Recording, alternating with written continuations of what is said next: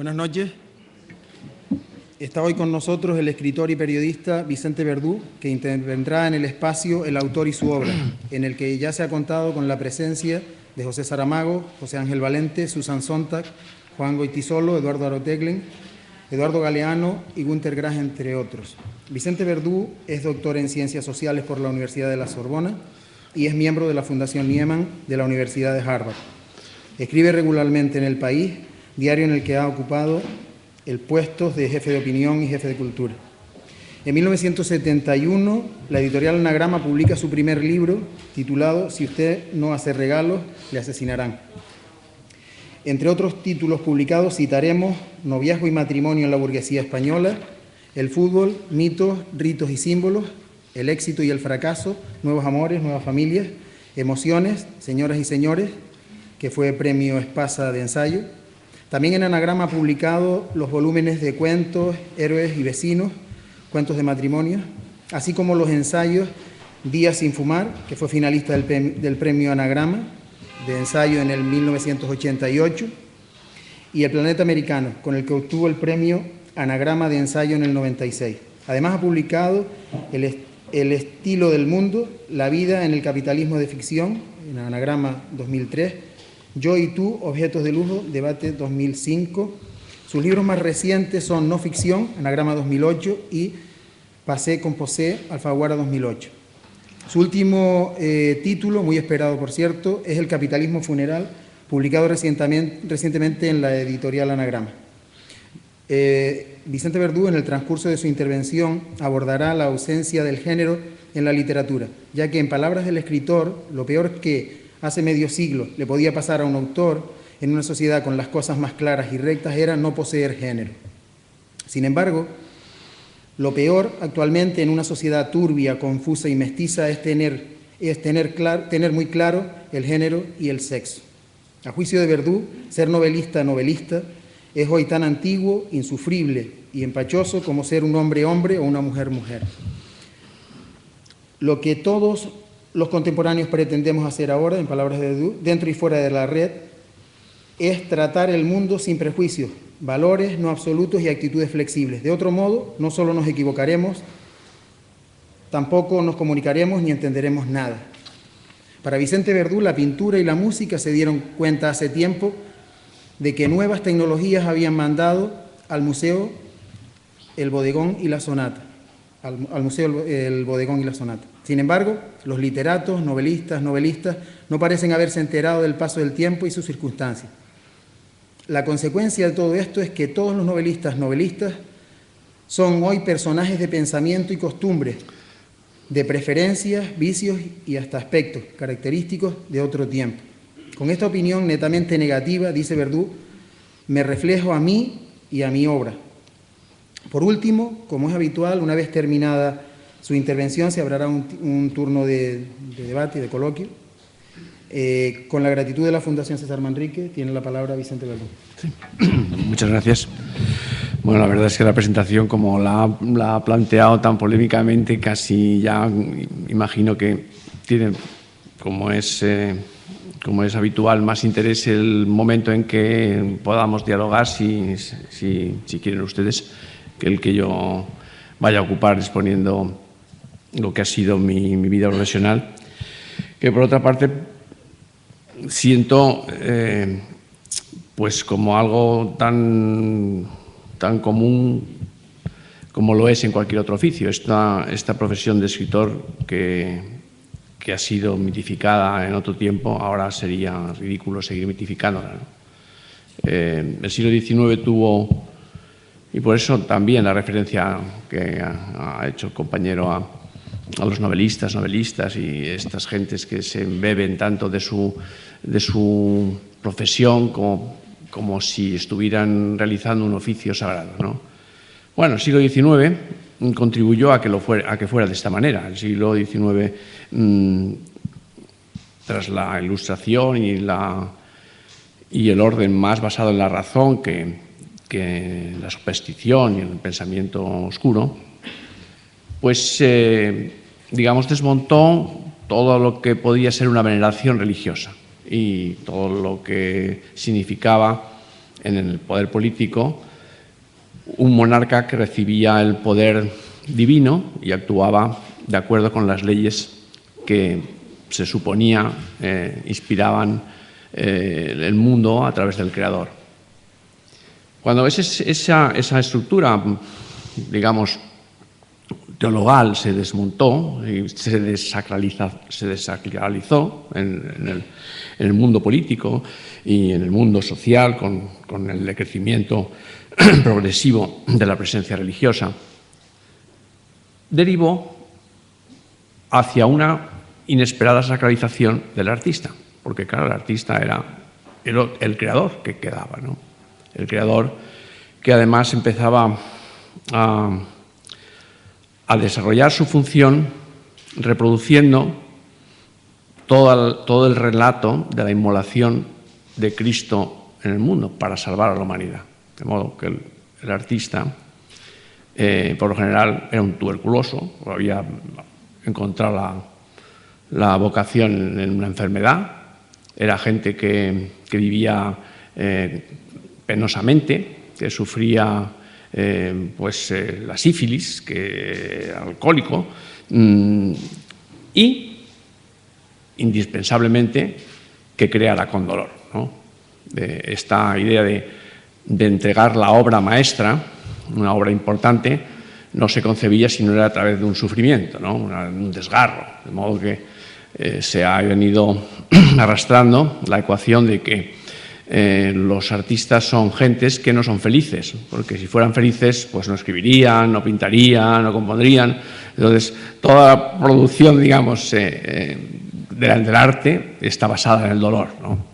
Cosa que naturalmente es sospechosa, porque bien sabe uno que cuando es feliz está más en condiciones de trabajar mejor. Es sospechosa de hacer una mímesis de lo que era la figura religiosa de Cristo sufriendo y con eso haciendo la gran obra de la salvación de la humanidad, la obra maestra de la salvación de todo el género humano. El artista además tenía, recibiendo también esa misma connotación religiosa, una misión de conocimiento que primero no fue muy evidente, porque los pintores, como los escritores, como los músicos, pues reproducían cánones de la academia. Entonces era mejor el pintor o el músico que sabía reproducir ese canon preestablecido.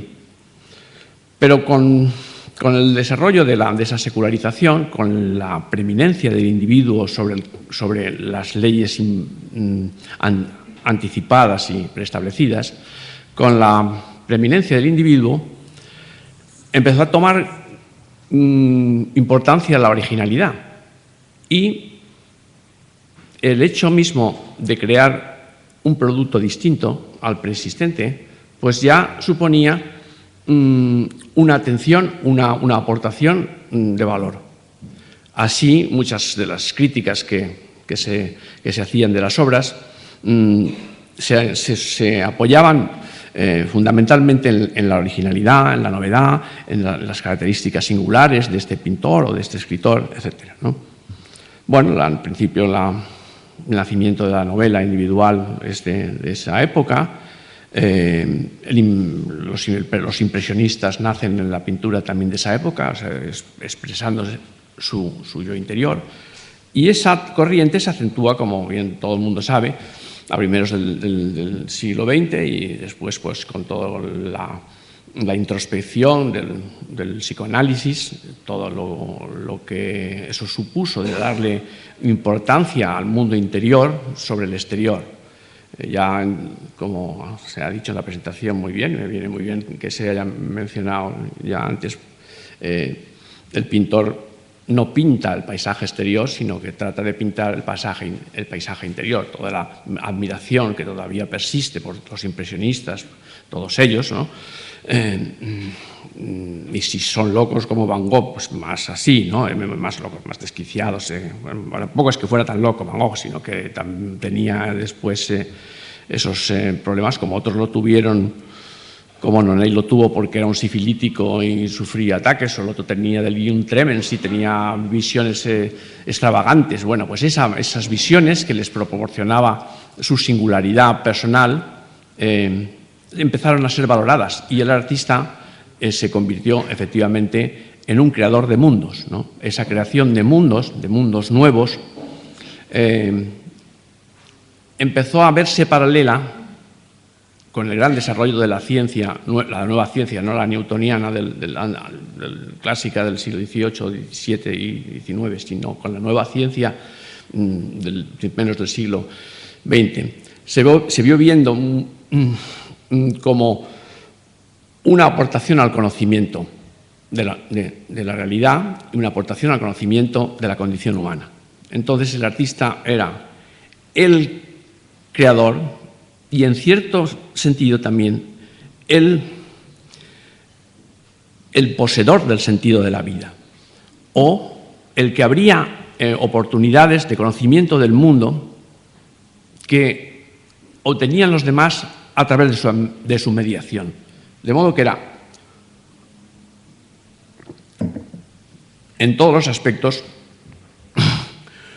alguien que transmitía una revelación de unas profundidades o de una segunda realidad no evidente, que él tenía el talento para llegar a conocer y después difundir. Ese es el otro pilar que el artista siempre necesitaba, ¿no?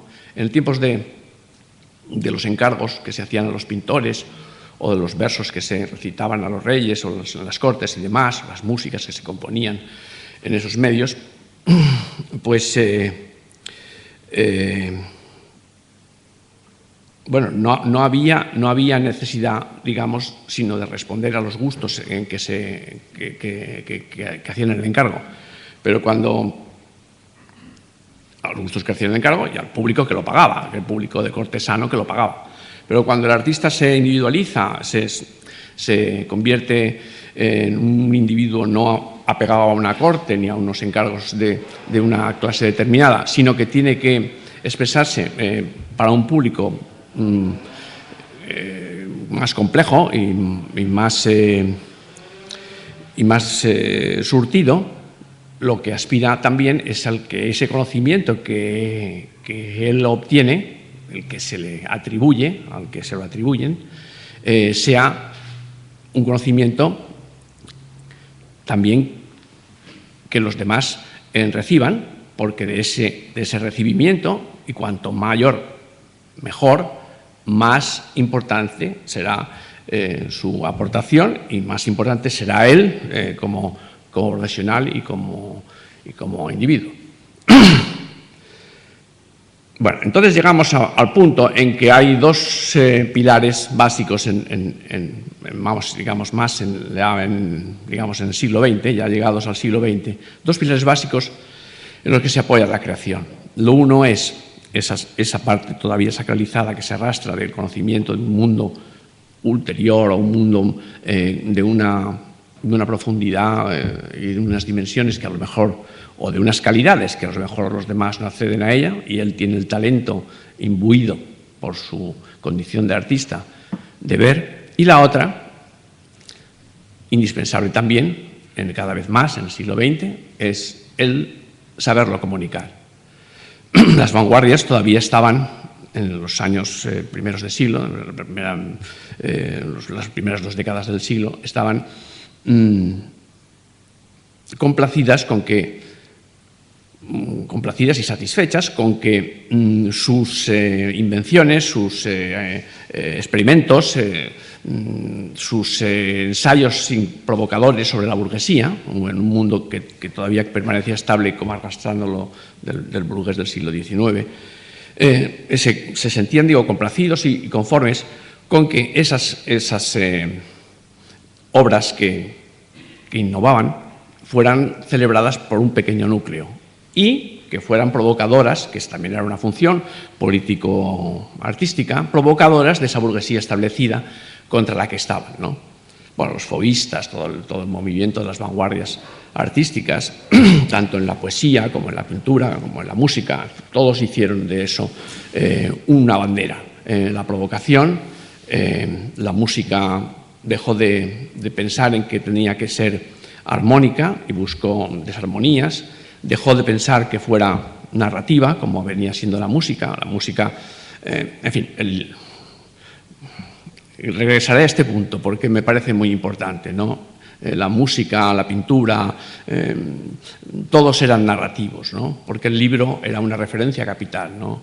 Y lo que la literatura significaba a través del libro era tan referencial que todas las demás artes narraban, ¿no? Bueno, la música se rebeló contra esta narración, la misma pintura se rebeló contra esa narración y hizo al abstracto, ¿no? Hizo un producto abstracto que no tenía que ver con narración de nada que estaba en la visión de la realidad.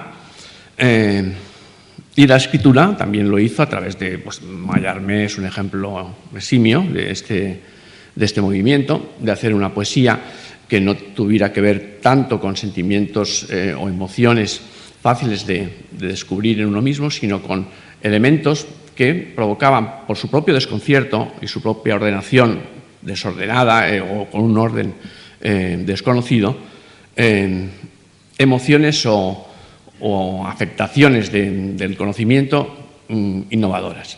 Bueno, pero, vuelvo a decir, esto, en el desarrollo del siglo XX,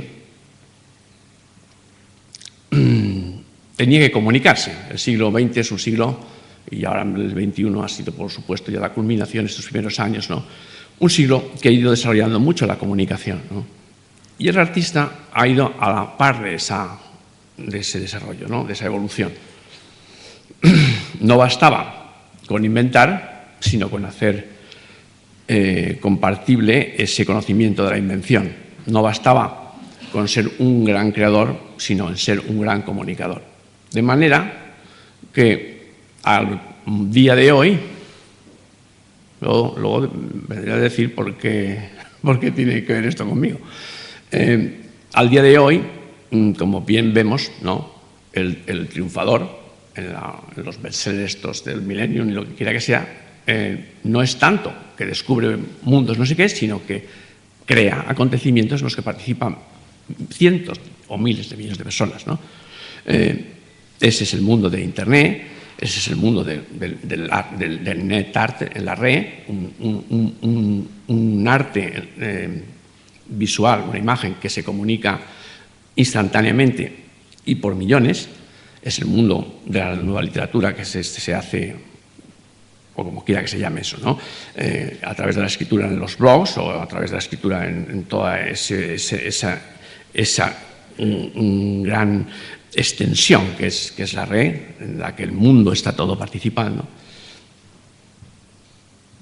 Y, digamos, cristaliza esa importancia de la comunicación, ¿no? Esa importancia del conocimiento deja de ser esa experimentación y ese ensayismo provocador o desconcertante, deja de ser ya una guía más decisiva, y sin embargo lo es la comunicación. Ahora mismo, pues si siguen viviendo novelistas, gente del siglo XIX, es porque lo que importa mucho es que esos libros que hacen, que no son productos contemporáneos, son sin embargo fáciles de digerir, fáciles de emocionar, o tienen la suficiente apoyo en códigos bien conocidos como para que alcancen a un gran público. Bueno, yo tengo amigos que escribían novelas experimentales en los tiempos de los años 60 todavía, que como bien se sabe, las vanguardias volvieron después de la posguerra en el arte y en la literatura, y que ahora hacen novelas policíacas. Son chicos no, que ya son personas muy mayores, ¿no? Pero que nunca han estado en una comisaría, ni han visitado una cárcel, ni menos el AMPA, ni han traficado con estupefacientes, ¿no? Y, bueno, pues ya, pero componen todo eso y hacen una novela policíaca del tipo de los libros de los que se dice desde la primera a la última página, no lo puedes dejar. Bueno, esa idea de no lo puedes dejar es la idea de los sudokus, ¿no? Pues tienes que resolver el asunto o tienes que ver cómo lo resuelve. Es la intriga de las novelas que tienen tanto éxito. ¿Qué tiene que ver eso con la creación? Tiene que ver, pues, con eso, con el crucigranismo, ¿no? O cosas así, ¿no? Y tiene que ver con la distracción, tiene que ver con el entretenimiento y tiene que ver, pues, con otras más cosas que son también componentes de la contemporaneidad. Tampoco vamos a decir que en los libros hay otros componentes que justifican el éxito de estos libros, precisamente porque la gente no tiene mucho tiempo, porque ya los tiempos que tiene uno del ocio, bueno, basta leer cómo es la sociedad en los años primeros del siglo. Ahora que estaba leyendo el libro de Confesiones de un burgués, que decían la burguesía no tenía donde distraerse, ¿no? Ni había un cine, ni había, por supuesto, no había televisiones ni cosas de esas, ¿no? Tenía tertulias con los amigos y tenía el interés de los libros, porque en el libro estaba todo, ¿no? Estaba todo el saber, estaba toda la distracción y estaba también la fuente de comunicación, porque los libros nos sirvieron mucho a todos los que hemos sido tan amantes de los libros, y ese es el fenómeno que explica lo que sucede con estos éxitos millonarios, ¿no? El libro tenía éxito también porque tú leías un libro de un autor y en un momento, en los años 60, 70, todo el mundo sabía a qué te referías, ¿no? Y ibas a hablar con las gentes y tenías una tertulia. Yo creo que esa experiencia la hemos tenido todos los que estamos aquí, y los demás sabían también de lo que estabas hablando, ¿no? Porque habían leído el libro o habían tenido referencias. Entonces el libro era un apoyo, un soporte de la comunicación, porque un punto donde se convergía la comunicación, que es lo que ocurre con estos grandes fenómenos de las miles de páginas de cada volumen, pero que como lee tanto todo el mundo puede referirse a eso y tiene una conversación universal, que es la conversación, hombre, es la conversación en la que todos quieren participar, no solo por el tema, sino por el propio hecho de la conversación, que es lo que más mueve a la gente. A lo que más mueve a la gente es la gente, ¿no? Lo que más queremos lo que más celebramos es estar con la gente. Somos más felices si podemos comunicar nuestra alegría, y cuando tenemos una buena noticia nos precipitamos al teléfono, a donde quiera que sea, para tenerla en compañía de los demás. Y al revés, cuando estamos desolados, pues esa desolación se alivia o la tristeza se atenúa si vemos que otros han padecido o la comprenden o han sufrido, de modo que no es esa desdicha o esa adversidad la que viene sañudamente a por nosotros, sino que es la vida así, que todos conocen y todos comparten. Bueno, esa conversación, esa que es por antonomasia la condición humana, que es la cooperación, la interrelación, es la que explica muy bien el éxito de libros de alcance global, porque ahora todo debe tener esa dimensión para ser efectivamente un acontecimiento, y explica también el afán que puede tenerse en la comunicación, por esto que el fenómeno de la comunicación y la esencia de la comunicación se ha convertido, digamos, en el fenómeno más sobresaliente, más emergido, más visible de nuestro tiempo. La comunicación, esta es la sociedad de la información y de la comunicación. Estas son las tecnologías de la comunicación. Bueno, pues en la obra de arte esa es importante, la comunicación.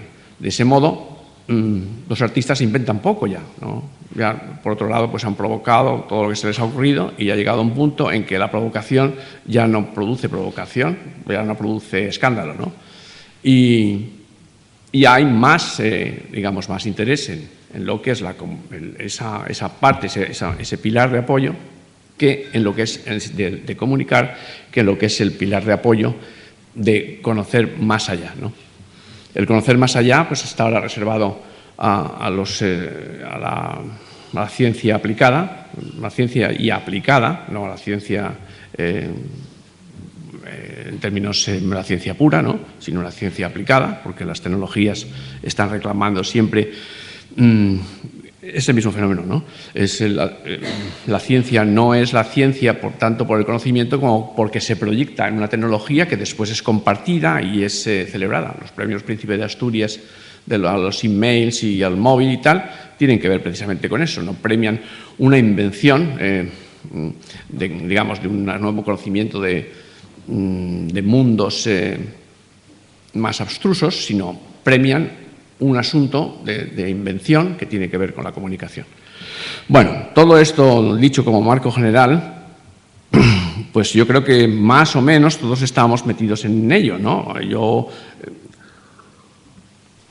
Y todos los que no están de acuerdo conmigo, y todos los que yo no estoy de acuerdo con ellos y no están de acuerdo conmigo. En el sentido, ¿de acuerdo? Vamos de acuerdo. Que cada uno hace lo que puede. Y por eso me parece que esto es un asunto que califica a mi profesión como la de cualquiera, la de escritor, como la de pintor, como cualquiera que fuera, cualquiera de estos artistas que antes eran tan venerados y adorados y considerados como unos segundos especímenes de santos o de cristos, ¿no? Lo que caracteriza ahora a este oficio es que cada uno trata de hacer por lo que mejor sabe hacer, ¿no? Pero de la misma manera que en otros aspectos, pues en la vida, pues unos han salido muy capacitados para debatir en el Parlamento, otros para defender una causa en un tribunal, en una sala de justicia, y otros pues hemos tenido, no sé, unas facilidades pues para poner una palabra detrás de la otra, y otros han tenido facilidades para no sé, muñir historias, ¿no? Las personas estas qué imaginativo, qué cosa más admirable. Bueno, pues ese imaginativo es un señor tan admirable como lo pueda ser la persona que hace otras cosas con habilidad, ¿no? Esa habilidad es una habilidad pues que está en la combinación esa tan compleja, no solo de los genes, sino de la interacción entre los genes y todas esas experiencias tan terribles que son tan difíciles de describir. Bueno, tan difíciles de describir que hace muy poco que leía un artículo sobre la ciencia, sobre la nueva ciencia y la teoría de la complejidad, donde ya no solamente, como pasa con el cerebro, no solamente es importante en el cerebro las partes que lo constituyen. Lo más importante en el cerebro son la relación que hay entre las neuronas. No en el cáncer es lo más importante la herencia genética de este u aquel gen, ¿no? Del ADN, ¿no? Sino de cómo interactúa con los demás. Pero, encima cada uno de estos elementos que entran en las combinatorias son elementos que a su vez en sí se metamorfosean, con lo cual todas las teorías llamadas de la incertidumbre, todas estas desarrollos de los conceptos del mundo como una realidad difícil de prever, imprevisible y todo esto, pues toman todo el cuerpo del mundo. Es el caso de la crisis actual, una crisis que bueno, yo tengo mi teoría sobre la crisis y por eso he escrito este libro, ¿no? Pero lo que es cierto es que, como es de suponer, nadie imaginaba que ocurriera lo que ha ocurrido de esta naturaleza, con esta intensidad, esta profundidad y con esta velocidad y con esta manera de presentarse súbita, ¿no? Los físicos lo explican a veces con lo que ocurre con los montones de arena, que uno va echando arena y el montón pues se sostiene, ¿no? Hasta que llega un momento, se desmorona todo, ¿no? Pero ¿dónde está ese punto? ¿Y qué hay ahí? Pues si aquello todavía a lo mejor podría plantearse en un programa informático, pues lo que ocurre en una sociedad con todos los elementos interactuando y interpretándose y reinterpretándose a sí mismos, pues ya es complicadísimo de prever. Bueno, toda la teoría de incertidumbre que está en la física ahora mismo, pues tiene que ver con toda esta idea del mundo, con un mundo impensable de antemano, con una dificultad enorme de prevenir nada, porque para prevenir un futuro, esto también lo dice la teoría de incertidumbre, tendríamos que conocer los factores que están componiendo el futuro. Pero claro, o sea, podemos hacer una extrapolación de lo que ocurre ahora para lo que ocurrirá dentro de 5 años, extrapolando los elementos que hay ahora presentes, ¿no? Pero como no podemos ver los elementos que estarían presentes dentro de 5 años, la predicción siempre cambia y si faltaba poco, pues ahora la corrigen como se ve, cada semana están corrigiendo las previsiones, ¿no? En una circunstancia como esta, más agitada, todavía se hace más patente la dificultad de prevenir nada, ¿no? Bueno, ahora voy a venir a mí y ya cumplo con más, precisamente con el motivo de la charla. Mi vida también ha sido esta cosa tan imprevista y demás, ¿no? Yo tenía, como creo que le pasará a cualquiera que tiene vocación, hay quien no tiene vocación, esta es una cosa que muy dolorosa, muy penosa no tener vocación, ¿no? Pero cuando tiene vocación uno, pues ya sabe por dónde tiene que ir, o por lo que tiene que luchar, o por lo que tiene que penar, ¿no? Pero hay verdaderamente el caso de gentes que no saben qué. Probablemente porque faltan elementos en la educación o en lo que sea, o en la sociedad, en la interacción, que cada vez yo creo que eso están en mejores condiciones, ¿no? Para que uno encuentre un puesto más o menos que le venga bien, ¿no? Pero bueno, los que hemos tenido una vocación de cosas que ya se conocían, ya estaban, ¿no? O sea, escribir, hacer derecho, hacerse médico, arquitecto, todas esas cosas ya estaban, pues es una fortuna tener la vocación de hacer edificios, una fortuna tener la vocación de tocar el violín, porque sabe uno por dónde tiene que ir. Pero bueno, yo he vivido las dos cosas. La vocación, que es una cosa muy buena, por lo que estoy diciendo, pero que también digo que es también una cosa para penar por ella, porque tienes una vocación que es una voz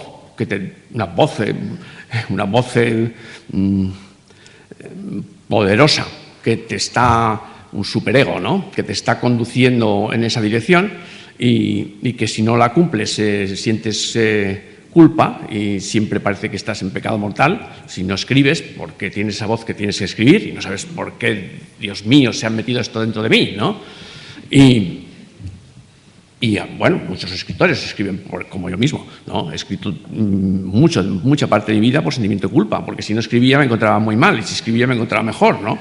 Pero no sabía ni por qué tenía yo esa enfermedad en el cuerpo. Y otros escriben dicen con razón, porque quieren ser queridos. Piensan que se hacen mejores escribiendo y con eso los van a querer más. Pero claro, hay un riesgo enorme porque te puede odiar el doble, ¿no? Y te habrías ahorrado mucho si no te hubieras expuesto, ¿no? Y otros dicen que escriben pues porque no pueden hacer otra cosa, no saben hacer otra cosa. Yo no sé, yo es que no sirvo para nada, dicen muchos de estos novelistas. Yo no sirvo para nada, es lo único que sé hacer. Bueno, mentira, empleas una oficina y emprendes contabilidad y lo que quiera que sea, ¿no? Pero bueno, dicen eso porque parece que esto les enaltece en cuanto que han sido elegidos por Dios para hacer esa cosa de la misión irrenunciable, que es lo que le pasaba a Cristo. Y decía, aparte de mí este cáliz, pero no había manera, ¿no? Bueno. Bueno, entonces yo tenía esta voz, esta vocación. Marañón decía que una vocación es realmente vocación cuando se reúne esa voz que te desazona para hacer eso sin poder evitarlo y la capacidad para hacerlo bien. Claro, hay mucha gente que siente esa voz porque, yo qué sé, porque ha visto a gente admirable, actrices, yo qué sé, arquitectos que les han producido mucha envidia. Dios mío, si yo hiciera este edificio que el Empire State, este que todo el mundo se refiere, o fuera Maribel Verdú, o yo qué sé, ¿no? Pues qué bien, ¿no? Pues no basta solamente sentir afición por una cosa, ¿no?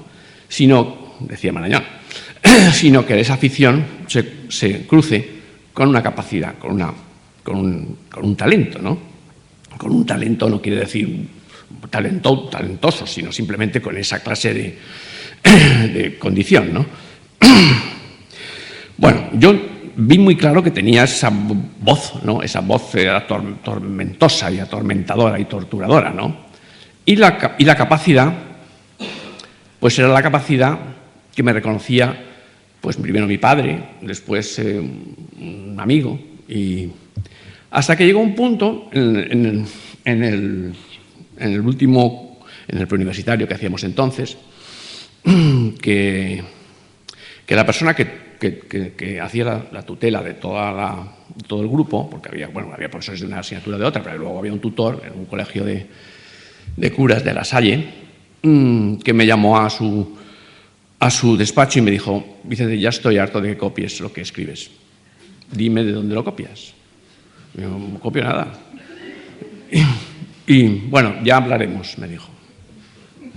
Y pasó el tiempo, me volví a llamar y dijo: Vicente, o me dices dónde copias, o voy y se lo digo al prefecto. Y pues si es que no copio. Y pensé, oye, pues esto tiene importancia. Si se cree que copio, ¿será que tiene esto algún mérito? Y se me metió eso de una manera muy intensa. Dije, bueno, hombre, me está alabando, poniéndome mal, ¿no? Dudando de mi capacidad. Y eso que me animó de una forma que no pensaba ni él ni yo, cómo podía producir tanto efecto en mi vida, ¿no? Entonces, como todo el mundo, cuando empieza a escribir, o casi todo el mundo, yo escribía poemas, ¿no? Escribía poemas y, como me había dicho el tutor que lo hacía también, pues yo seguía haciendo poemas. Y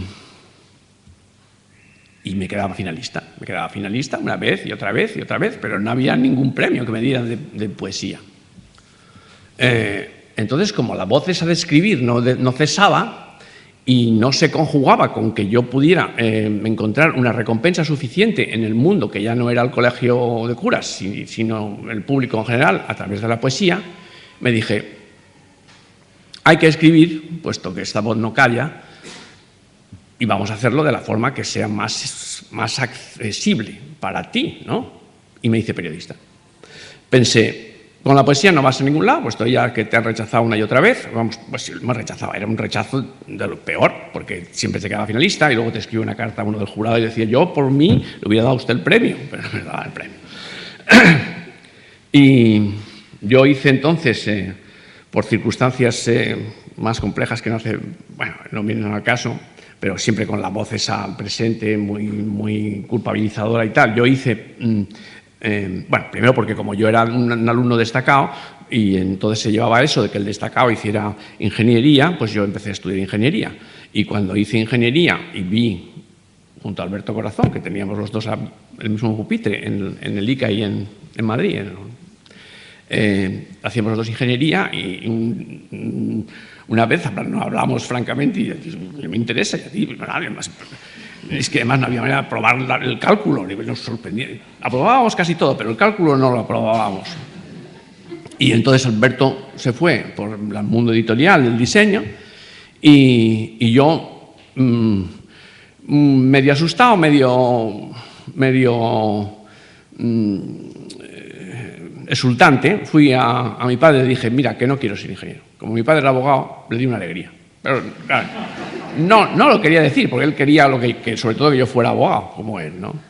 Y le di una alegría, se lo dije en Navidad y dijo, no te preocupes que te buscaré la manera de que no seas ingeniero.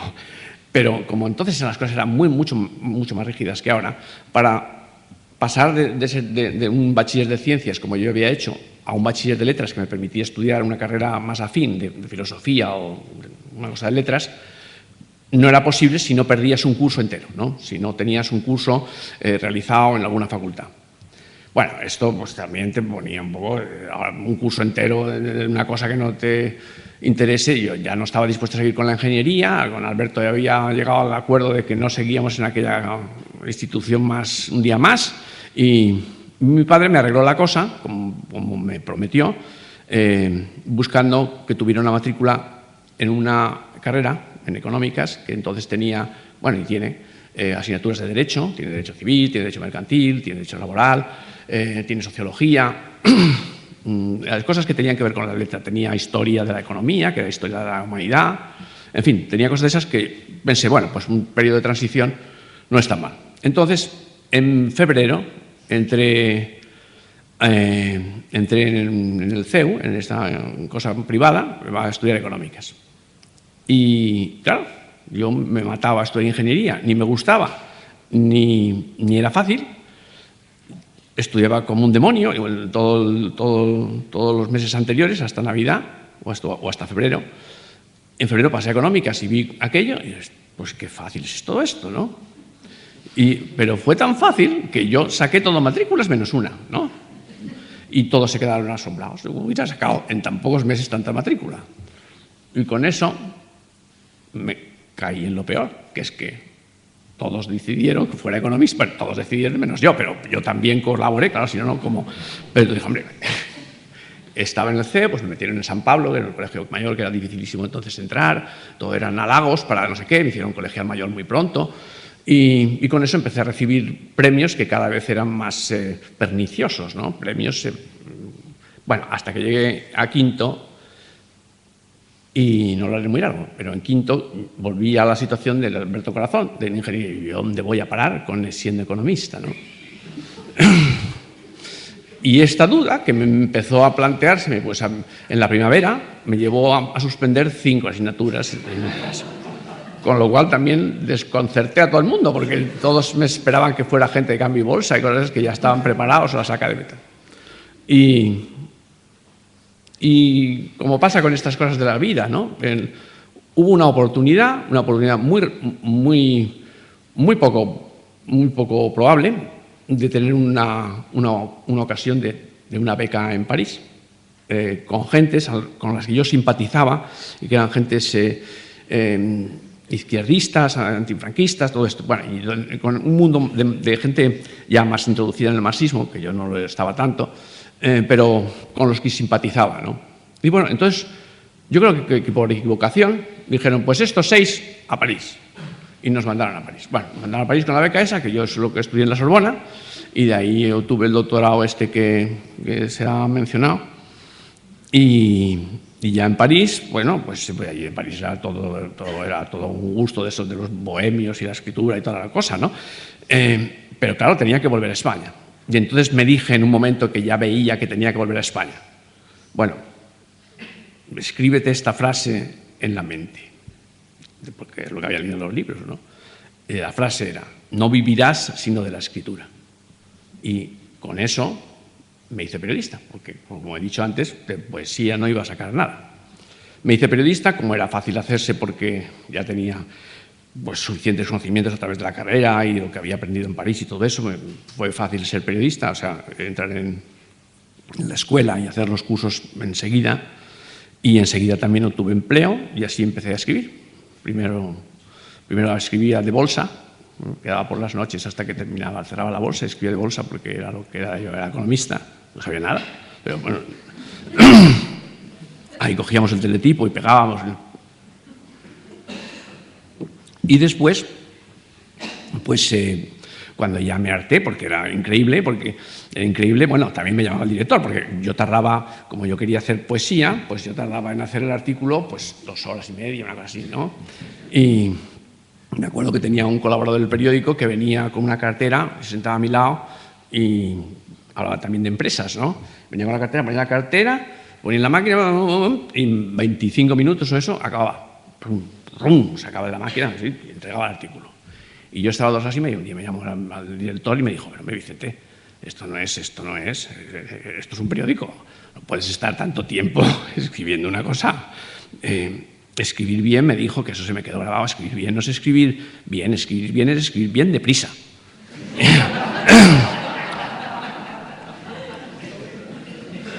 Y sí, eso me lo aprendí también, bueno, pero de todas maneras, como estaba en el periodismo, pues ahí bueno, me escapé de la economía y me fui a una revista donde hice de todo lo imaginable, ¿no? Como le pasa a un periodista, que decir, tampoco es una cosa extraordinaria, ¿no? Pero en que te mandan a hacer un siniestro o una entrevista a un actor o una corrida de toros, pues yo hice de todo. Y después, pues el curso de estas cosas que te despiden, cierran, te despiden. Bueno, me despiden, siempre me despedían por rojo, ¿no? Y cerraban porque cerraban a menudo. Pero habrían otros, ¿sabes? En aquel tiempo habrían otros, ¿no? Así llegué al tiempo en que llegué a Cuadernos para el Diálogo, donde la cosa ya se estabilizó más, porque aquello era un mundo más intelectual. Después la revista Occidente, que también era el mundo mío, también más acorde con mi formación y con mis deseos de desarrollo.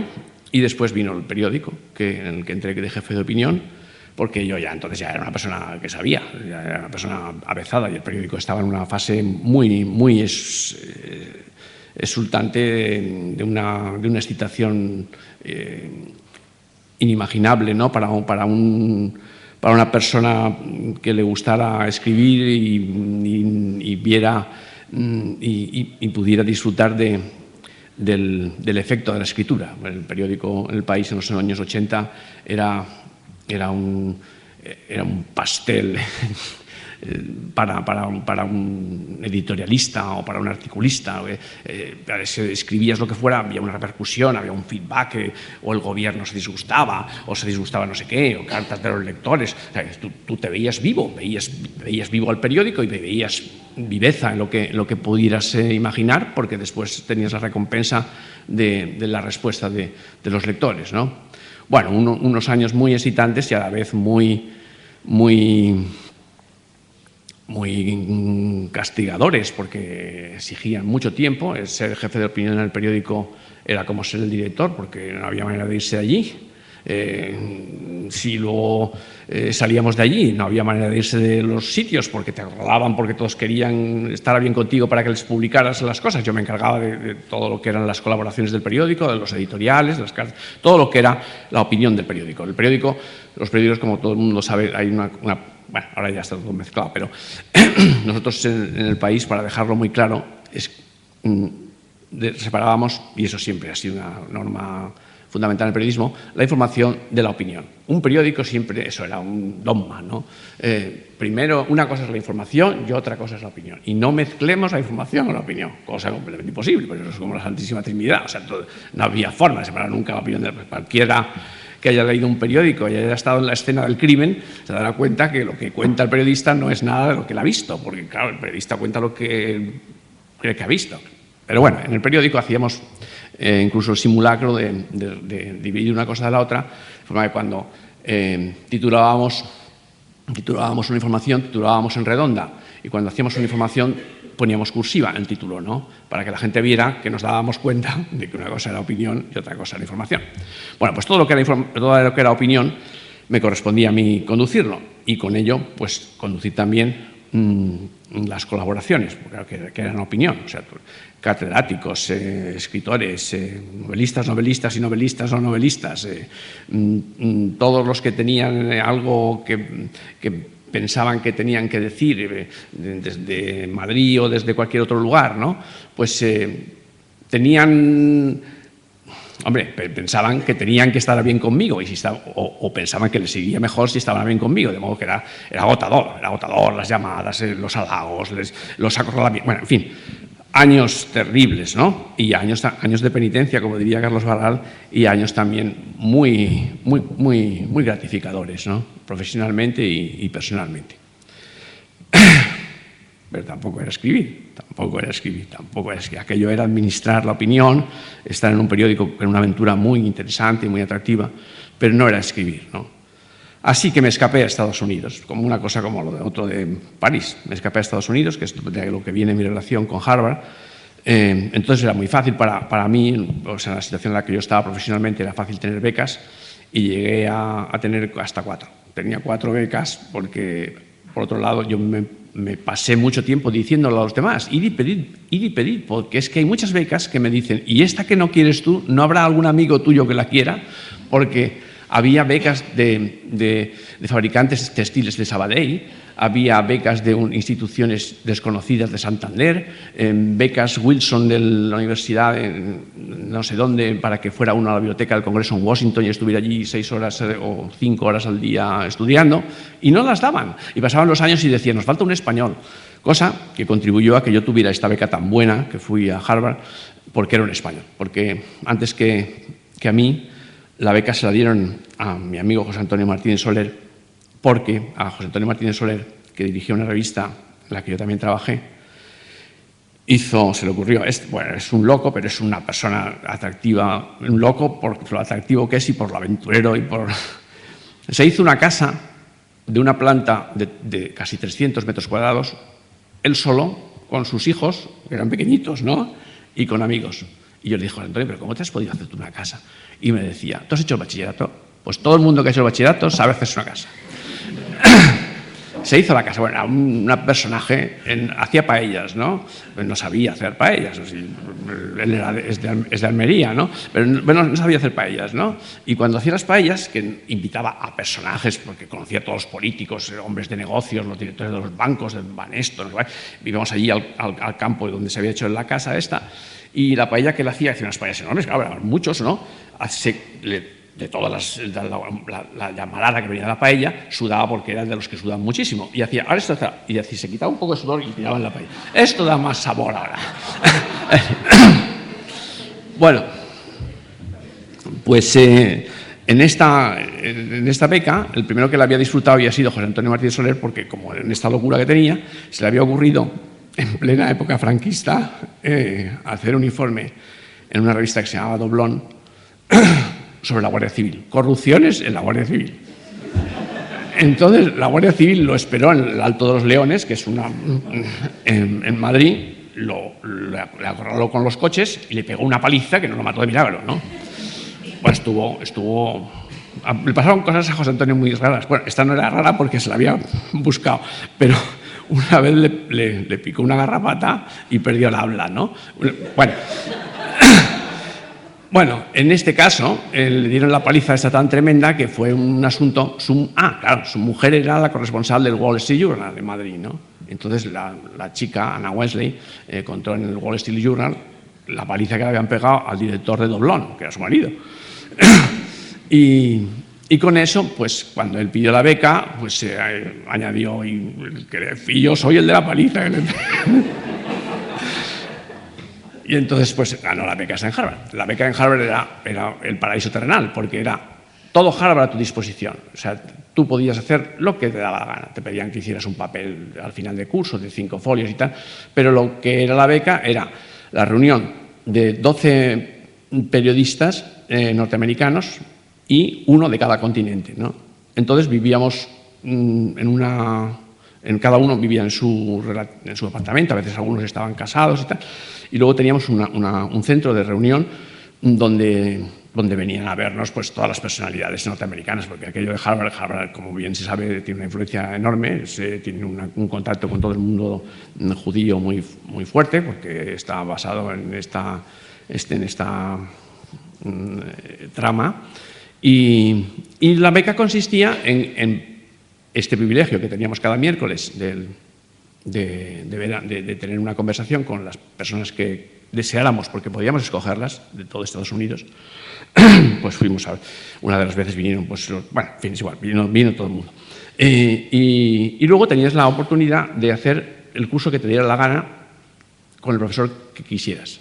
Entonces, pues había gente que daba clases de música, otros que hacían fotografía, otros que hacían biología, bueno, o historia, o literatura norteamericana. Cada uno hacía lo que quería y hacía su vida así y tal. Y pues nada, nos daban un dinero suficiente para comer, para estar por allí, y no había más que disfrutar de lo que era la universidad, que no era muy poca cosa, porque con esa posibilidad de ir a cualquier sitio. Y luego ser un Niemann, porque ser un Niemann era... hombre, se te pinchaba la bicicleta, entrabas en una casa y decías, soy un Niemann. No le preocupe usted que le cambie, le arreglamos el pinchazo, ¿no? Bueno, era una cosa muy respetada, ¿no? Bien, de ese tiempo de Estados Unidos yo escribí mucho en aquel tiempo, porque fui a Harvard solo, y aunque ya tenía hijos y estaba casado y tenía hijos, allí escribí mucho y me prometí escribir la Sociedad Norteamericana, que pude hacerlo no entonces porque me tapé de libros, pero años más tarde cuando volví de nuevo a Estados Unidos a vivir 2 años en Filadelfia con toda la familia, escribí El planeta americano. Digo esto porque como es un libro que después tuvo más difusión, y escribí El planeta americano juntando la experiencia que yo había tenido ese año aislado y los 2 años siguientes, ¿no? Bueno, antes ya había escrito alguna cosa más y la primera de todas con mi mujer sobre la pareja, las relaciones de matrimonio en la burguesía española, que me viene a cuento para decir que todos los libros, y por eso este oficio es como los demás, ¿no? Y con los demás y con lo de la voz esa, ¿no? Tienen que ver con la biografía, porque yo he escrito de muchas cosas, he escrito de Estados Unidos, he escrito de la pareja, de las familias, he escrito del fútbol, he escrito del éxito y el fracaso, he escrito de la crisis. ¿Por qué he escrito tantas cosas diferentes? Pues porque la vida te colocaba en coyunturas diferentes y en cada momento tenías una emoción fuerte que, unida a esa voz fuerte, pues daba en un libro, ¿no? Y así ha sido siempre. He escrito de cosas muy, muy diversas, siempre partiendo no tanto de una hipótesis intelectual o de un planteamiento intelectual como de una emoción fuerte, ¿no? Tanto lo de la pareja porque tenía problemas con la mía, tanto del éxito y el fracaso porque me sentía más bien un fracasado que una persona con éxito y me interesaba ver el mundo ese que une tanto, que es el fracaso, y el mundo ese que divide tanto, que es el éxito, ¿no? El mundo del éxito es un mundo que no se comparte con facilidad y es incluso un mundo duro de compartir, ¿no? En la medida en que el éxito se comparte, parece que lo corroes pierde, lo deterioras de alguna manera, ¿no? El éxito hace mucho hacia la identificación y el endiosamiento, que es unicidad, ¿no? Mientras que el fracaso es una cosa muy, muy, muy de todos. Por eso a mí me gustaba el tema, primero porque yo me sentía un fracasado todo el tiempo que viví con 30 y tantos años. Y sufría mucho porque me dolía la cabeza con mucha frecuencia precisamente por esa tensión de no saber si podía alguna vez llegar a alcanzar esa comunicación de la que hablaba antes y porque pensaba también que esa sensación mía de no haber alcanzado una meta pues era la sensación más común, ¿no? Cuando uno es pequeño todo es posible, ¿no? Incluso es posible la inmortalidad, ¿no? Pero cuando uno se va cumpliendo años pues piensa que efectivamente las cosas se reducen, ¿no? Y esa reducción crea una decepción más o menos profunda, pero que es fácil de compartir con los demás, ¿no? Y no, claro, yo me refería al fracaso profesional, pero también estaba ahí metido el fracaso físico, ¿no? Cuando una enfermedad te quebranta y te impide realizar funciones más elementales, ¿no? Bueno, yo en ese libro, que lo escribí todo el tiempo borracho, o sea, no escribí una sola página de ese libro sin estar borracho, estaba fracasado, es decir, no sé ni cómo pude escribir ese libro, porque realmente tantas veces que uno ve una cosa que ha escrito con alcohol o con alguna cosa, una fetamina o lo que quiera que sea, ¿no? Y luego lo lee y dice, Dios mío, qué patinaje, ¿no? Pues yo este libro lo escribí todo borracho y cuando lo entregué a la editorial, que lo publiqué en Temas de Hoy, me dijo la directora, muy bien, esto no es el libro de Caperucita Roja. Dijo, como que dice, esto no es una tontería, esto. Bueno, pues eso, vengo a decir que todas las cosas que se escriben después efectivamente son pues como la propia biografía. Unos hacen de su vida a lo mejor un acto, no diré creativo, hacen un acto práctico, ¿no? Pues teniendo un hijo, ayudando a alguien o odiándolo, destruyéndose o lo que sea, y uno pues cuando escribe pues hace todo eso, pero a máquina, ¿no? A la máquina de escribir, ¿no?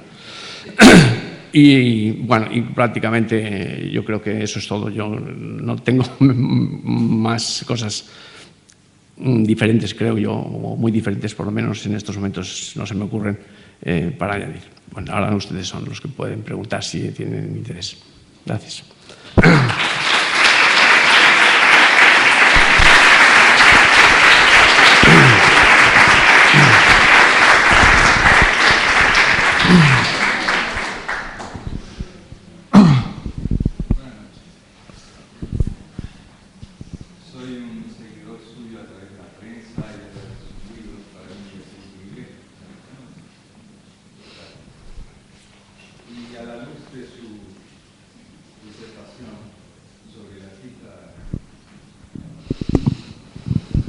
Sobre el artista, el retrato del artista decimonónico con el que empezó, ¿no?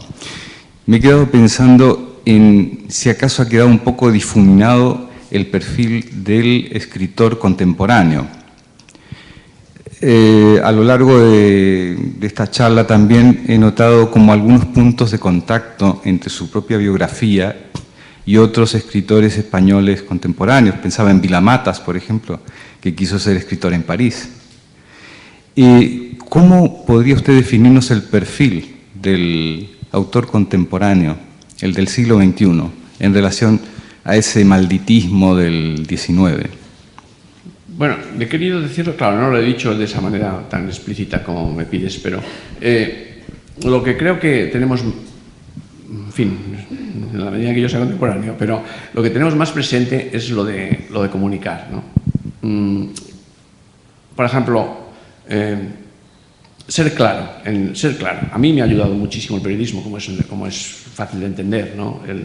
El peor insulto que se podía, la peor descalificación que podía uno recibir siendo periodista era: no se te entiende, ¿no? He leído pero no se te entiende, ¿no?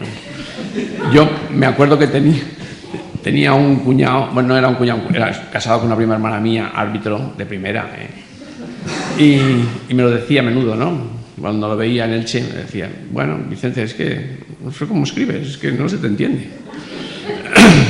Y ahora mismo yo creo que nadie pretende oscurecer las cosas, ¿no? Esas cosas, eso que tanto se ha dicho, ¿no? De que no... Bueno, Keynes era un ejemplo, ¿no? Keynes era un escritor magnífico y Keynes escribió su teoría general del dinero e interés, eso haciéndolo oscuro, ¿no? Bueno, eso es lo que siempre se dice de Eugenio II, ¿no? Está con la secretaria gritándole y le dice, ¿está claro? Le dice a la secretaria, dice clarísimo, y la secretaria dice, pues oscurezcámoslo, ¿no? Bueno, esa era una idea, ¿no? Era una idea es una idea del escritor contemporáneo. Yo creo que juega más con las emociones, es más chica, ¿no? El pensamiento siempre es un pensamiento emocionado o trata de serlo. Y luego esa otra cuestión, entretener, ¿no? La gente está muy asediada, muy acosada, entretener, ¿no? Distraer, divertir, ser ameno o intrigar o lo que sea. Hay que combatir para captar. Eso es lo que pasa con los periódicos, ¿no? Quiero decir, ese mundo del periodismo ha entrado mucho, cada vez más, ya entró, por supuesto, con los grandes, con Mark Twain, ya, pero bueno, con los Hemingway y todos estos, sí. Pero cada vez ha entrado más, ¿no? Un mundo del periodismo que te hace comprender que si tú no atraes en las primeras líneas de tu artículo, van a otra cosa, ¿no? Y en un periódico no compites con otros periódicos, compites contigo con todas las páginas, ¿no? Con todas las informaciones que hay en la página y con las páginas siguientes y de antecedentes, ¿no? Yo creo que ese sería un escritor contemporáneo, ¿no? Un escritor interesado en la comunicación. Y si quieres que te diga más, yo creo que ahora mismo un profesor de instituto o de lo que quiera que sea, ¿no? Un catedrático que no sea un comunicador es un fracaso, ¿no? Y que no emprenda en comunicación reduce mucho las posibilidades de enseñanza. Diré lo que pasaba en Harvard, que estos señores, como bien se sabe, pues son muy contrarios al funcionariado y a esas cosas del aposentamiento y tal, ¿no? Cada junio todos los profesores de Harvard recibían una carta en la que les decían lo que les aumentaba en el sueldo, ¿no? O no. O lo que no, ya no les aumentaba más. Pero había una clave que era que si te aumentaban el sueldo, por ejemplo, un 0,5%, quería decir que no te querían decir que te fueras, pero claro, que los alumnos no habían estado nada contentos contigo. Los alumnos eran los clientes, ¿no? Y había 15 días en septiembre, que ahora no me acuerdo cómo se llama ese periodo, en que uno y otro, como allí eran créditos, como ahora ya pasa aquí en las universidades españolas, los chicos iban de una clase a otra, y en una clase estaba, por ejemplo, un biólogo y decía, y saldremos al campo y veremos los organismos y no sé cuántos, y las plantas, y los insectos y tal. Otro, la física, y hacía experimentos de esos del TVO, ¿no? Que ¡bum! Sale el boom, y la gente se estaba allí y veía y decía, coño, qué clase más interesante esta, ¿no? Pues lo podemos pasar bien aquí. Luego había 3 periódicos de estudiantes que decían, no se fíe usted de que le vayan al campo, que luego no les llevan al campo. No se fíe usted de que vayan a hacer experimentos porque este tío hace ese experimento siempre, ¿no? Bueno, había esa información que es la de los blogs ahora, ¿no? Pero lo que sí era importante, como te decía del escritor, era lo de comunicar. Comunicar, yo creo que es la palabra que ahora mismo se refiere a cualquier cosa, ¿no? Cualquier cosa. No es el marketing de la mercancía solamente, sino también del producto intelectual en todos los sentidos, ¿no? Sí, muchas gracias. Solamente quisiera, para terminar, compartir una reflexión con usted. Anoche, en un programa literario en Radio Nacional de España, un grupo de escritores analizaban el éxito de un escritor sueco de apellido Larsson. Y al preguntarse entre ellos, uno decía si lo había leído. El otro le respondió, no, le dijo, pero creo que no lo voy a leer, no me interesa demasiado, hay cosas que me interesan más. Y el asunto es el siguiente, o sea, cuando hay un libro de este éxito, de este calado de repercusión mediática, siempre va acompañado o de la película, o de una tremenda y rimbombante y tautológica, ¿no? Fanfarria de los medios, ¿no? Yo le confieso que prefiero a lo mejor alguna línea oscura de Malcolm Lowry o de Joyce que cualquiera de estos libros que me resultan completamente extraños. Con esto quiero decirle que el escritor contemporáneo me la trae al pairo. Hombre, yo creo que lo más bonito de esta época es eso, precisamente, ¿no? Que ahora salimos vestidos de una cosa, de otra. Todavía, no sé, estas capitales españolas todavía son muy homogéneas, pero uno se sienta en París o en Nueva York y se lo pasa muy bien porque ve a la gente vestida de este siglo, del otro siglo, o vestido de payaso, o del loco, yo qué sé, pues claro que sí, pero yo lo que creo es que ya no podemos pontificar mucho, ¿no? Yo, por ejemplo, estoy más cerca de lo que tú dices, que como es obvio por la edad y por mi formación y por todo eso, ¿no? Pero, por ejemplo, me parece mal, que también. Tengo una hermana que es maestra en enseñanza media, ¿no? Y menosprecia las películas que les interesan a sus chicos, ¿no? Y no va. Y no me parece que eso le contribuya a entenderse con ellos, ¿no? Muchos profesores desprecian los videojuegos. Pues no creo que contribuya mucho a entender a gente con la que te tratas y si quieres influir en ella, ¿no? El libro de Larsson, por ejemplo, seguramente si lo abriera y lo leyera, que esta tarde o ayer esta mañana precisamente estaba pensando en hacerlo, no lo vaya a leer todo por encima, pero saber de qué va sí me gustará, ¿no? Sí, porque, en fin, yo no soy periodista, a mi pesar o lo que sea, quiero decir, he venido a ser periodista también y me gusta estar en los fenómenos que son noticia, ¿no? Y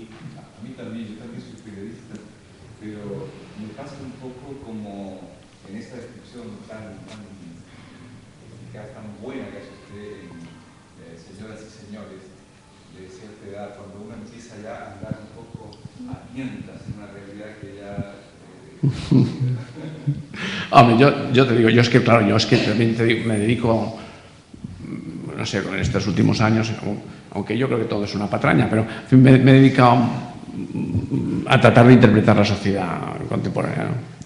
Y hombre, por ejemplo, esta pregunta, bueno, ¿y cómo es que les interesa tanto esto, no? Me sentiría incómodo si no supiera, o por lo menos no tuviera una opinión. O sea, pero no diría, En fin, en mi caso, yo no digo que no invitaría a los demás a perder el tiempo, ¿no? Pero en mi caso sí que mantendría, y quiero combatirla, me mantendría en desazón si no supiera qué cosa hay ahí que puede ser que les interese, ¿no? Hombre, he ido a ver Los Señores de los Anillos y Harry Potter y todas esas cosas también, y no lo he comprendido, también es verdad, ¿no? A pesar de haber puesto voluntad. Claro, porque uno de los oyentes del programa le dice a Guido Frey, a la escritora, que si el último libro le conviene para leerlo en un viaje transatlántico. Dios mío, ¿no? sí. Dice, no lo siento, pero que mi libro dura poquito. Entonces, la gente quiere leer cosas que le duren, pues, 12 horas, 10 horas... Eso lo comprendo, por ejemplo. Es que es contradictorio. De una parte, la gente llega a casa cansada y se explica con eso, que se lleve muy mal con la señora o con la señora con él, que le dé a los chicos un cachete o que vea un programa basura en televisión, se ve coherente, ¿no? Porque, claro, el tiempo que lleva a casa es tiempo basura también. Y no se entiende, se ponga a leer 1000 páginas. Yo no lo entiendo. Es que, claro, mi hermana, que no ve esas películas que les gustan a los chicos, sin embargo, todos los libros que ella lee tienen más de 800 páginas. Todos. Y bueno, ¿y cómo puede ser? Pues no sé. Y me acuerdo este verano pasado que estaba con ella y le dije, ¿y qué tal es el libro? Y me dijo, entretenido, pero muy pesado.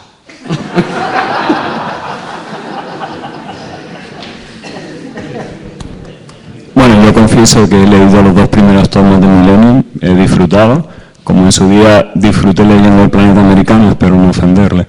Mi pregunta es, ¿dónde cree usted que hay una mayor divergencia entre lo que pensamos los extranjeros de América y lo que los americanos piensan de sí mismos? Es decir, entre su libro, entre su ensayo El Planeta Americano y el libro, por ejemplo, ¿Quiénes somos nosotros?, de Huntington, ¿no? Bueno, los americanos no piensan bien enteramente de sí mismos, piensan bien de Estados Unidos, que es esa cosa de siempre del sueño americano, que ya no es tanto así, pero no piensan bien de la vida que llevan, ¿no? Pero no creen que ninguna vida les produciría una compensación mayor, en el sentido. Hombre, no sé si conocéis el libro de Jeremy Rifkin que se llama Sueño Europeo. Él está casado con una mujer europea, ¿no? Y viene mucho a Francia y, bueno, y conoce Europa. La conoce por encima porque Jeremy Rifkin todo lo conoce por encima, ¿no? Pero cuando ha vivido aquí con su mujer y esas cosas y tal, se ha dado cuenta pues que había unas plazas donde la gente se sentaba a tomar el sol, o plazas de esas mediterráneas tan bonitas donde están las madres con los niños en el cochecito y los ancianos y la pareja de novios. Claro, todo eso le maravilla y tal. Entonces eso, claro, contando con que son mujeres de aquí, contando con que las vidas, o sea, los periodos que pasa aquí son plácidos, ¿no? Pero un americano esto lo pondría de los nervios, ¿no? Lo pondría de los nervios. Bueno, bien, de acuerdo, qué vida tan hermosa y tan no sé cuántos, pero ¿y el dinero qué? ¿Cuándo vamos a ganar el dinero, no? La tensión de la vida norteamericana en esos términos de éxito y de ganancia económica es muy fuerte como para pensar que ellos, vuelvo a decir, no teniendo un buen concepto no teniendo una buena opinión de la vida que llevan, porque crean que pudieran llevar otra vida siendo americanos que les compensara, ¿no?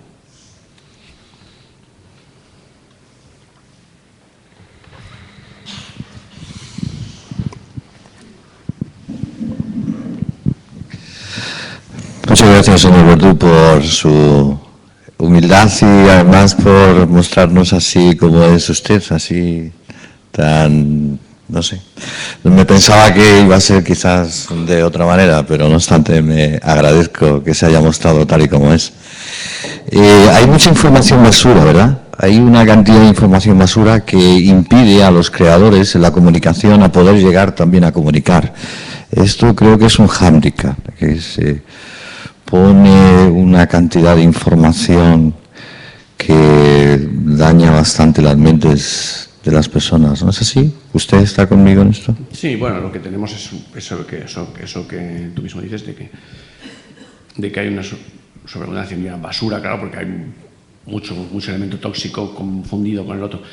Yo creo que el negocio, que también será manipulación, ¿no?, pero que el negocio más inmediato que se va a producir en la red va a ser el de sitios de la red donde la información sea sopesada, cualificada y ordenada, ¿no?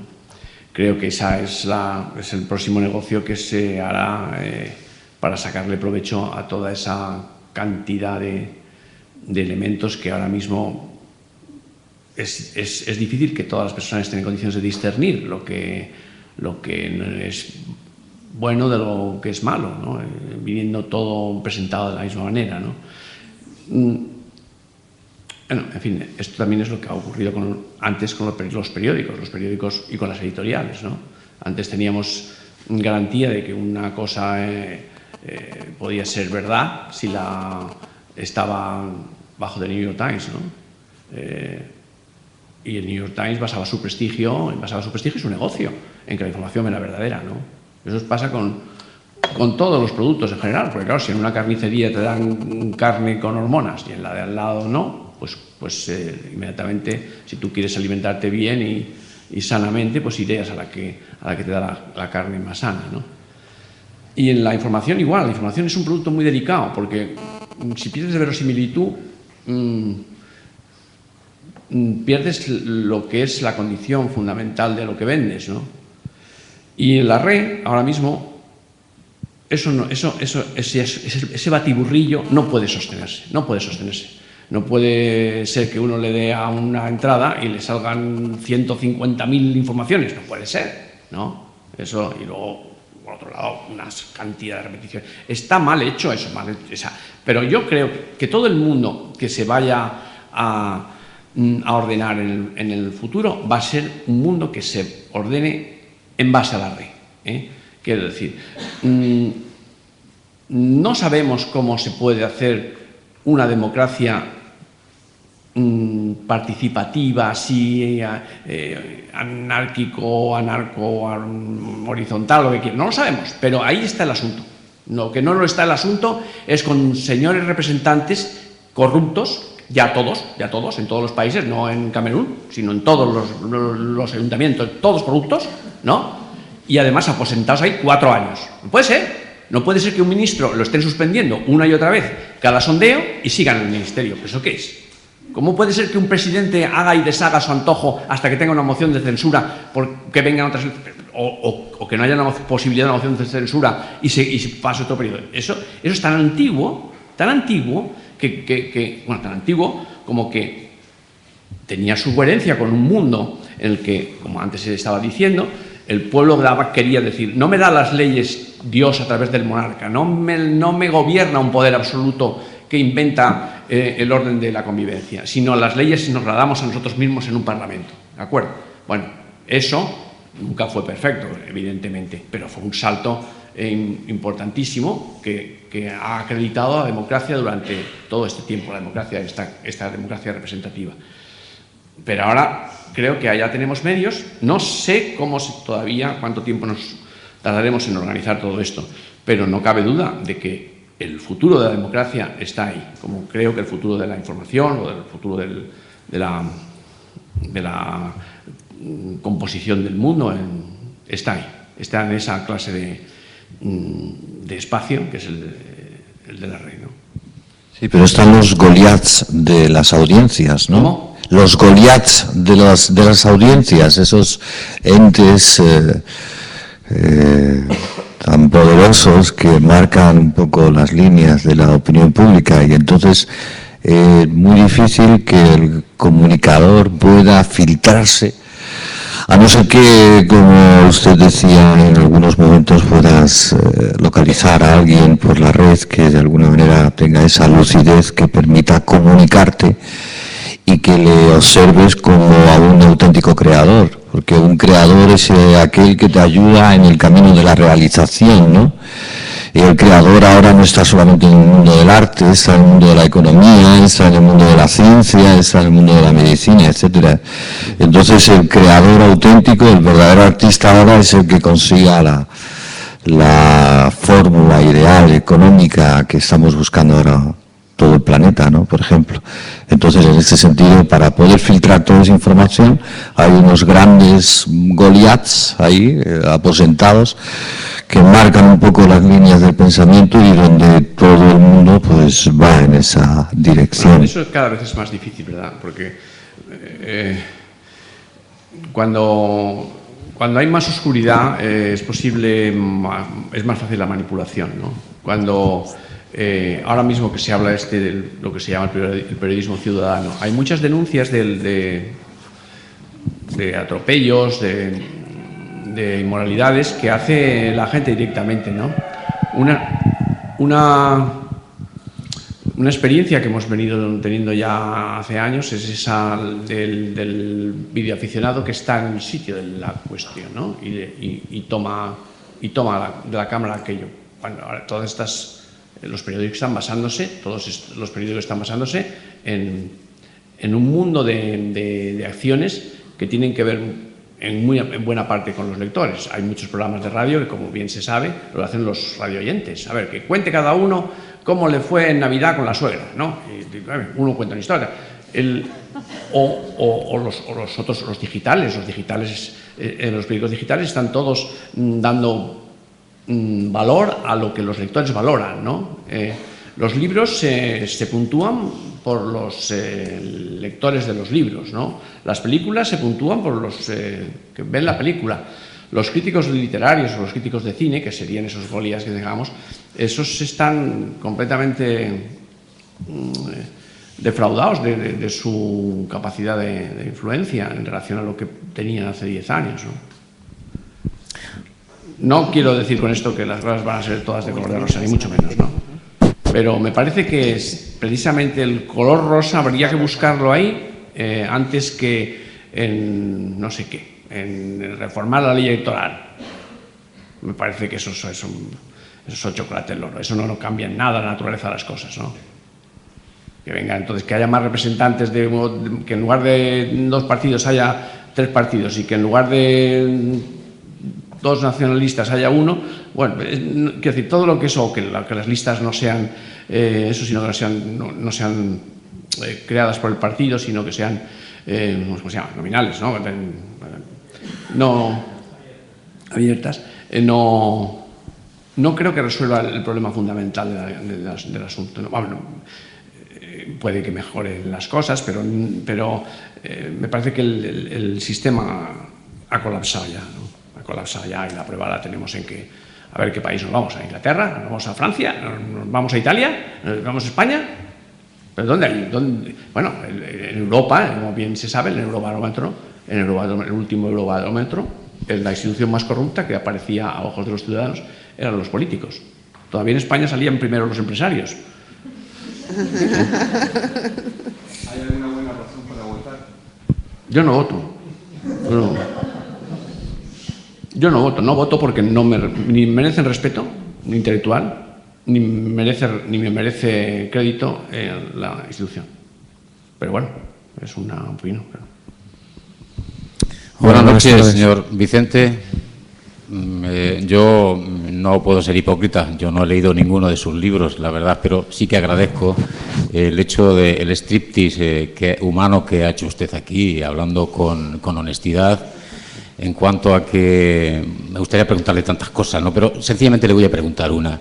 ¿Qué entidad fue la que le cambió a usted la vida con aquella beca a Harvard? Como antes usted era borracho, así lo ha afirmado al escribir El planeta americano, no sé si anfetamínico o de otro tipo de sustancias, no lo sé. En cualquier caso, desgraciado lo que he percibido de su striptease humano, pero sí que me llama la atención ese cambio que se ha producido en su vida y ha pasado de la vasta marginalidad a la al excelso éxito. Y de luego sí que no comparto con usted, ni muchísimo menos, Vamos, no voy a hacerle una crítica de que no vaya usted a votar. En esta misma sala, José Saramago, también un escritor, nos hace un llamamiento de que si no participamos de los tantos partidos políticos que no han dado razones más que suficientes para no creer en ellos, como mínimo, si creemos en la democracia, yo sí que creo en la democracia, yo sí suelo ir a votar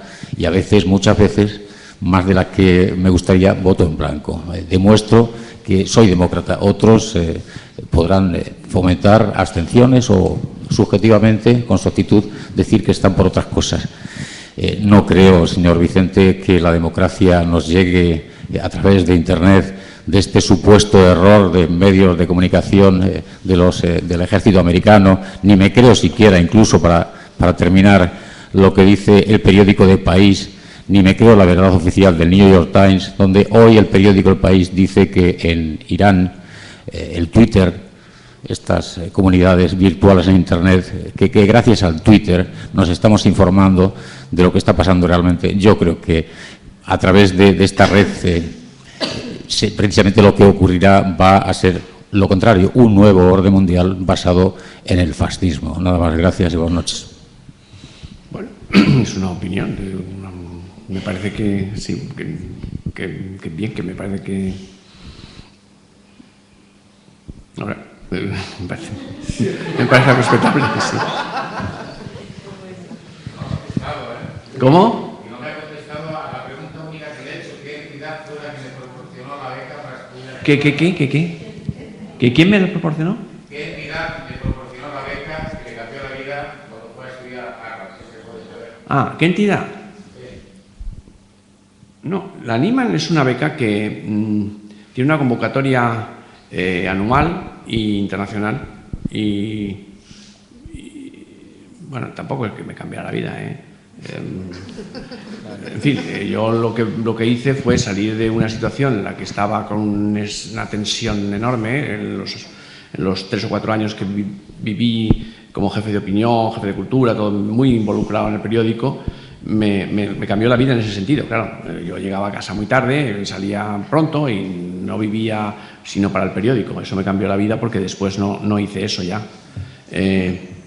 Y la entidad esta, Nieman era un hombre relacionado con el mundo de la prensa, era un mecenas, ¿no? Y creó esta beca, ¿no? No sé qué... más características de la entidad, pues podríamos decir que esto tiene connotaciones judías, pues no cabe duda, porque claro, allí en Harvard el 90% de las cosas son así, ¿no? Buenas tardes. Bueno, yo simplemente primero quería agradecerte la visión que has dado un poco del creador, uno de los creadores. Me parece bastante exacta, o por lo menos yo vengo del mundo del arte plástico y creo que has acertado bastante en todo lo que ha sido el proceso de explicación y a lo que ha dado lugar, ¿no? En términos sociales y demás. También un poco lo que se ha comentado aquí a través de las últimas preguntas que ha hecho la gente sobre el poder de la información, el tema un poco principal que tú hablabas de la comunicación. Y yo ahí tengo la opinión de que esa opinión pública que decían hace un momento, que estaba muy gestionada o muy mandada por esos Goliaths, yo más bien creo que hay sitio para los creadores. Creo que el saber por dónde han venido las cosas en esa explicación que tú has dado, de esos procesos de la creación a través del tiempo, creo que clarifica mucho la cabeza para atacar el tema de querer crear. Y partiendo de ahí, es decir, partiendo de tener una actitud en base a ese conocimiento, yo creo en el trabajo constante, en el trabajo diario, aunque sea a pequeña escala. No me hace falta tener una difusión enormemente global porque no se puede estar en todos los sitios. También lo decías tú ahora, como los videoaficionados o la gente que sí está en el sitio es la que a la que se le recoge la información, porque no se puede estar en todos los sitios, los medios de comunicación no pueden. Y entonces yo creo que se puede trabajar a pequeña escala teniendo las cosas, es decir, teniendo esa claridad, ¿no?